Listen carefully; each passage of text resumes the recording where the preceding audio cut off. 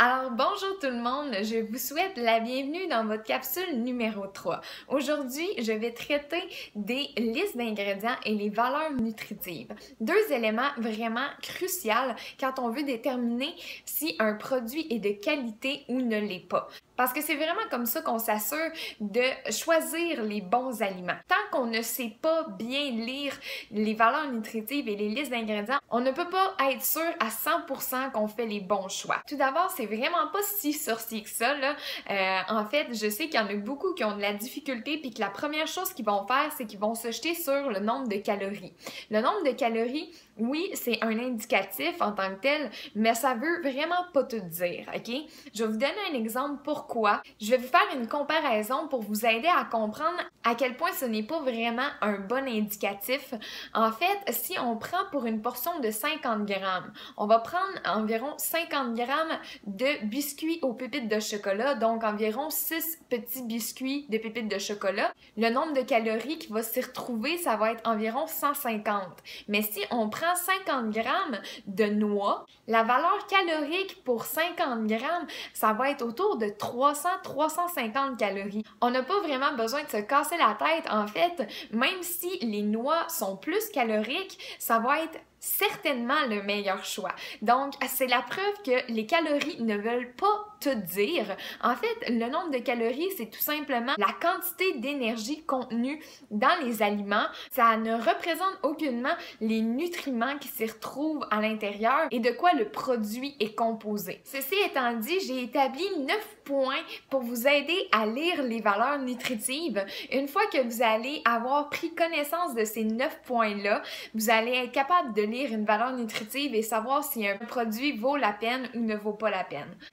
Assurément, le premier facteur qu'il faut regarder en partant, ce n'est pas le nombre de calories, mais c'est bien la quantité représentée dans la valeur nutritive. C'est important de regarder la quantité représentée. Pourquoi?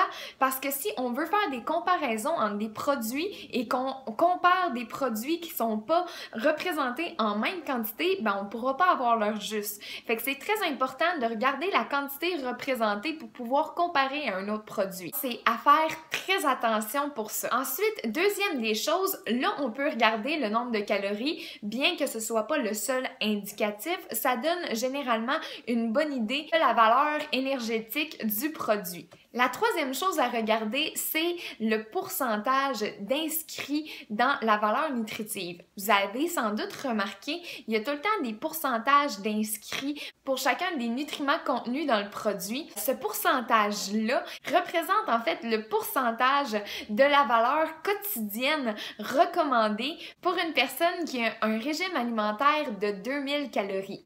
Donc, peut-être que vous n'avez pas un régime alimentaire de 2000 calories, peut-être que vous avez moins, peut-être que vous avez plus, mais même à ça, ça donne quand même un très bon indicatif de la quantité présente dans votre produit et ça vous donne également une idée de l'apport en nutriments que vous allez ingérer en prenant ce produit-là. C'est un élément à considérer, là. Quand on veut juste aller peut-être plus vite fait, on va regarder le pourcentage et ça va nous donner une bonne idée à savoir si le produit est un produit de qualité. Ensuite, on regarde les lipides. Donc, les lipides vont être souvent divisés en deux sous-catégories. Donc, on va avoir les gras saturés et les gras trans. D'une manière ou d'une autre, on veut aller chercher le plus bas taux de ces deux éléments-là parce qu'en fait, les gras saturés et les gras trans sont deux éléments qui ne sont pas bénéfiques pour notre système. Donc, peu importe, on veut aller chercher le plus bas pourcentage.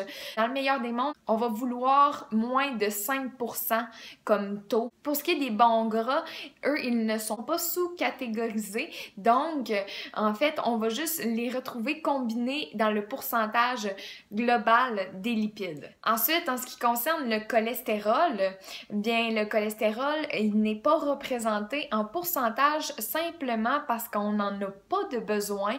Ce n'est pas bénéfique au système. Ce n'est pas quelque chose d'essentiel pour le système. Au contraire, on veut le plus possible l'éviter. Donc, il n'est pas représenté en pourcentage comme on va vouloir aller chercher des produits qui vont contenir, dans le meilleur des mondes, aucun cholestérol.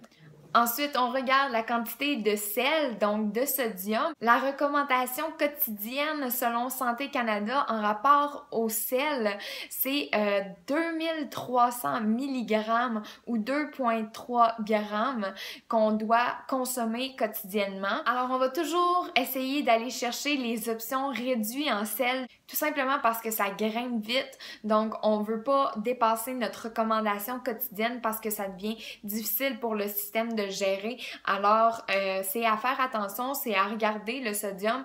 Maintenant, en ce qui concerne les glucides, encore là, c'est comme les lipides. La plupart du temps, ça va être sous-catégorisé en fibres et sucre. Donc, on va vouloir un plus haut taux de fibres possible, évidemment, mais on va vouloir un plus bas taux de sucre. Donc, encore là, on voudrait aller chercher moins de 5% de sucre. Maintenant, en ce qui concerne les protéines, personnellement, moi j'aime ça aller chercher des produits qui ont une bonne quantité de protéines, simplement parce que ça répond à mon régime alimentaire, ça m'aide à maintenir mes objectifs.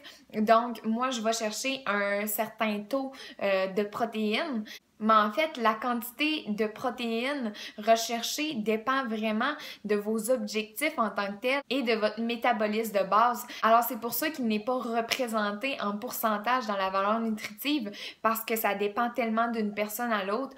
Personnellement, si j'ai un indicatif à vous dire là-dessus, moi, j'essaie d'aller chercher un haut taux de protéines pour m'assurer d'avoir la quantité de protéines que j'ai besoin quotidiennement. Et enfin, on retrouve les vitamines et les minéraux. Donc, on va avoir de détailler tous les pourcentages de vitamines et minéraux qui se retrouvent dans le produit.